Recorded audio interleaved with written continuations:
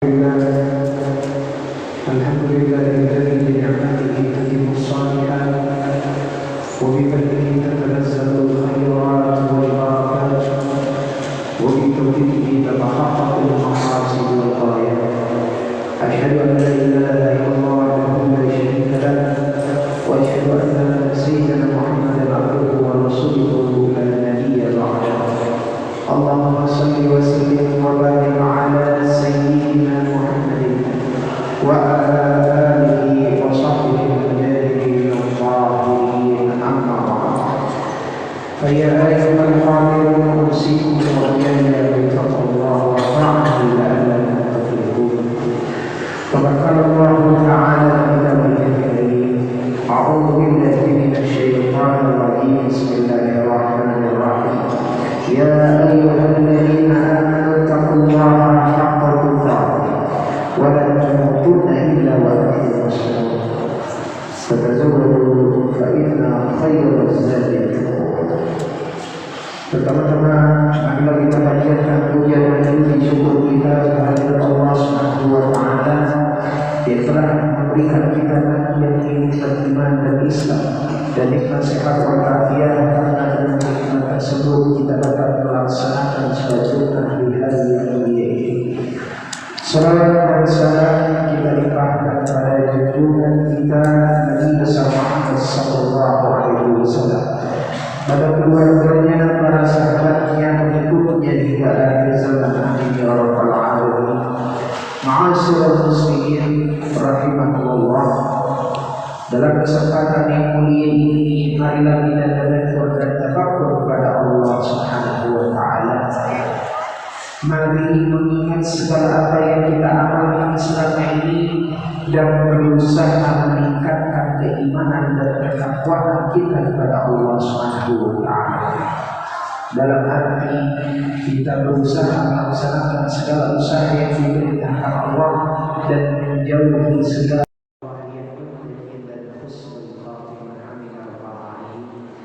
Ma'asyiral muslimin rahimakumullah. Sebagai manusia yang hidup menjadi makhluk sosial, tentulah kita pernah berbuat salah dan hilaf.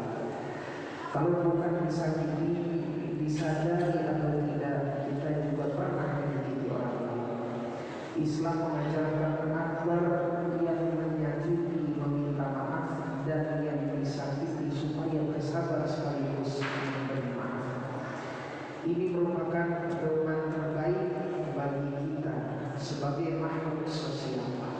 Dalam sebuah nasihat yang disampaikan oleh Imam Al-Hasan di dalam kitab As-Sabru Was-Sawab alaihi, ia menyebutkan, wahai umat manusia, jangan sekali-kali menyakiti yang lain, namun bila kamu disakiti maka bersabar. Sebenarnya kesabaran sangat erat kaitannya dengan kesadaran. Bila benar-benar menyadari tabiat kemanusiaan, tabiat manusia, kita yang tak lepas dari salah dan lupa. Juga hakikat penciptaan kita yang senantiasa bersujud kepada Sang Maha Pengampun lagi Maha Penyayang. Maka tiada alasan untuk tidak bersabar. Sabar menjadi suatu yang sangat penting dalam ajaran Islam. Karena itu pentingnya kedudukan sabar ini, maka Allah Subhanahu wa taala menjadikan sabar sebagai satu sebab dari berbagai sebab atau faktor mendapatkan pertolongan dan kebersamaan bersama Allah Subhanahu wa taala. Allah Subhanahu wa taala berfirman, ya ayyuhalladzina amanu ista'inu bis-sabri was-salah innallaha ma'as-sabirin. Yang artinya, hai orang-orang yang beriman, jadikanlah sabar dan sholat sebagai penolong. Sesungguhnya Allah Subhanahu wa taala bersama orang-orang yang bersabar.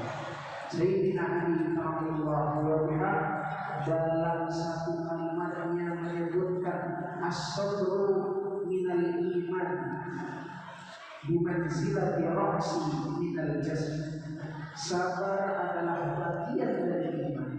sebagaimana pahala bagi sehingga porsinya separuh dari kesempurnaan kualitas dan tingkat keimanan kita.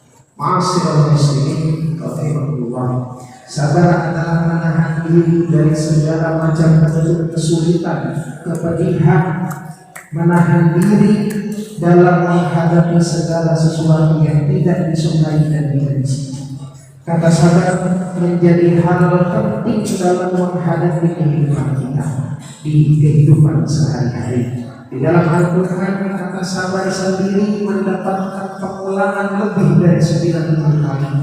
Kita diminta untuk bersabar kapan dan di mana saja, karena hanya dengan sabar itulah kita mampu menjalani keadaan apapun yang sedang kita hadapi.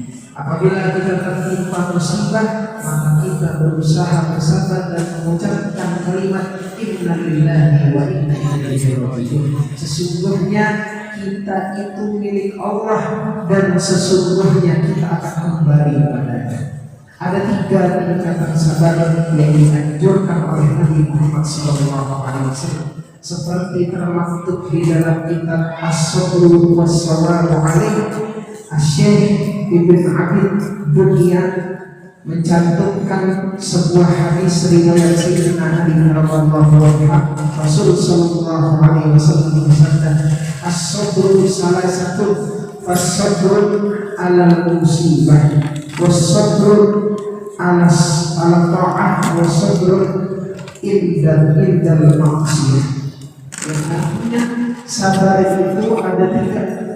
Yang pertama, sabar atas musibah, sabar atas musibah yang menimpa kita. Kemudian yang kedua, sabar dalam menjalani ketaatan. Dalam menjalani ketaatan kita pun harus bersabar, dan sabar dari laku kemaksiatan.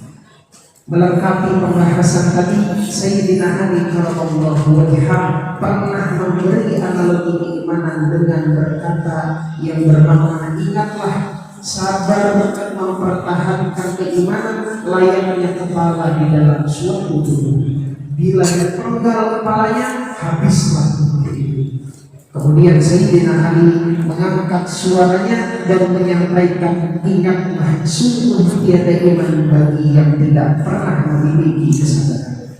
Dalam ayat lain disampaikan oleh Allah Subhanahu wa taala, wasta'inu bis-sabri was-shalah wa innaha lakabiratun illa 'alal khashi'in. Jadikanlah sabar dan salat sebagai penolongmu, dan sesungguhnya yang demikian itu sungguh berat kecuali bagi orang-orang yang khusyuk. Jadi walaupun sabar memiliki tingkatan dari yang paling rendah sampai yang paling tinggi, namun sejatinya bukan tentang tingkatan, tetapi soal misi mempertahankan keimanan. Terkait tingkatan sabar itu adalah indikasi dari tingkatan keimanan seseorang. Ma'asyiral muslimin rahimahullah, Allah Subhanahu wa taala telah berjanji di dalam Al-Qur'an kepada orang-orang yang bersabar sesuatu yang membuat mereka terperangah melihatnya. Di dalam Al-Quran Allah Subhanahu wa taala berfirman, "Innama yuwaffas sabiruna ajrahum bighairi hisab." Sesungguhnya hanya orang-orang yang bersabarlah yang diberi Allah Subhanahu wa taala pahala tanpa batas. Bersabar harus pulang beriringan dengan ikhtiar menegakkan kebenaran dengan cara memerangi kebatilan, sebagaimana yang Rasul sallallahu alaihi wasallam sampaikan di dalam hadis. Rasul sallallahu alaihi wasallam bersabda, "Man ra'a minkum munkaran falyughayyirhu bi yadihi, fa in lam yastati' fa bi lisanihi, fa in lam yastati' fa bi qalbihi, wa dzalika aqrabul iman." Barang siapa di antara kalian melihat kemungkaran, maka cegahlah dan hentikan dengan tangannya. Apabila tidak mampu, maka cegahlah dan hentikanlah dengan lisannya. Dan apabila tidak mampu juga, maka cegahlah dan hentikan dengan hati dan keyakinan kita. Dan hal itu merupakan buah iman yang paling rendah. Ma'asyiral muslimin rahimahullah. Sekarang kita tanyakan kepada diri kita masing-masing, seberapa dalam keimanan kita, kesabaran kita jika dibandingkan dengan kesabaran Nabi Muhammad SAW. Hati yang paling sakit dan berpenyakit adalah hati yang tidak mampu merasakan dan memahami sejarah Nabi Muhammad secara mendalam dan bagaimana mencintai Nabi Muhammad. Rasul Shallallahu Alaihi Wasallam telah meninggalkan hukum kita umatnya, namun beliau meninggalkan dua perkara yang harus kita perhatikan, yaitu Quran dan hadis. Rasul Shallallahu Alaihi Wasallam bersabda, "Taraktu fikum amrayni ma in tamassaktum bihima la tadillu abadan, kitabullah wa sunnati Rasulillah Shallallahu Alaihi Wasallam." Dua perkara yang telah ditinggalkan Rasul Shallallahu Alaihi Wasallam. Ketika dua perkara ini kita pegang erat, tidak akan pernah tersesat selamanya. Yang pertama adalah Al-Quran dan yang kedua adalah Sunnah Nabi Muhammad SAW. Demikianlah khutbah ini, semoga bermanfaat khususnya dan untuk kita semua umumnya. Semoga kita tergolong umat Nabi Muhammad yang berusaha mempelajari sunnahnya, lalu mengikutinya, mengamalkannya, mengimplementasikannya dalam seluruh aspek kehidupan. Amin amin ya rabbal alamin. Jangan lupa Allah punya dosa ini dan amin. Warhamna wa iyyakum fi zumrati ibadil mu'minin. A'udzu billahi minasyaitonir rajim. Bismillahirrahmanirrahim. Ya ayyuhalladzina amanu taqullaha wa qulu qawlan sadida. Barakallahu li wa lakum fil Qur'anil 'azim wa nafa'ani wa iyyakum bil ayati wa dzikril hakim. Innahu ta'ala jawwadun karimun majidun rahmatur rahim. Allahumma salli ala sayyidina Muhammad wa ala ali sayyidina Muhammad.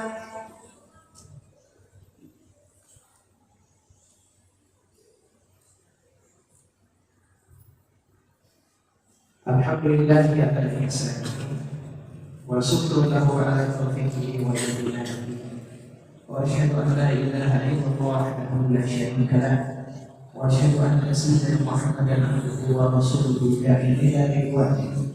Allahumma shalli ala sayyidina Muhammadin wa ala alihi wa ashabihi wa sallim tasliman katsiran. Amma ba'd. فيا أيها الناس اتقوا الله فيما أمر واتقوا عما نهى واعلموا أن الله أمركم بأمر بدأ فيه بنفسه وثنى بملائكته القدس وقال تعالى إن الله وملائكته يصلون على النبي يا أيها الذين آمنوا صلوا عليه وسلموا تسليما.